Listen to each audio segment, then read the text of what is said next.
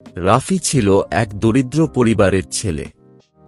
ছোটবেলা থেকেই সে ভালো দৌড়াতো এবং তার স্বপ্ন ছিল একদিন দেশের জন্য দৌড় প্রতিযোগিতায় স্বর্ণপদক জয় করবে।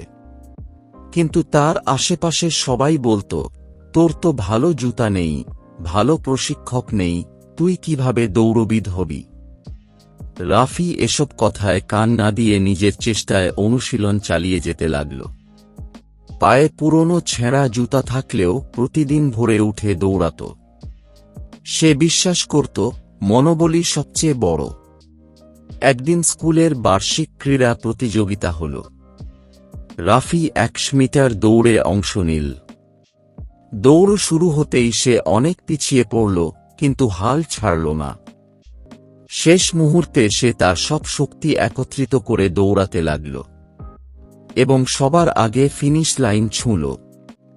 পুরস্কার নিতে গিয়ে সে বলল, আমার কাছে ভালো জুতা ছিল না, ভালো সুযোগ সুবিধাও ছিল না, কিন্তু আমার কাছে যা ছিল তা হলো মনোবল। আর যেই মনোবল আমাকে আজকের এই জয় এনে দিয়েছে। মনোবল পারে মানুষকে তার লক্ষ্যের দিকে নিয়ে যেতে। তাই কোনো অবস্থাতেই মনোবল হারানো উচিত নয়।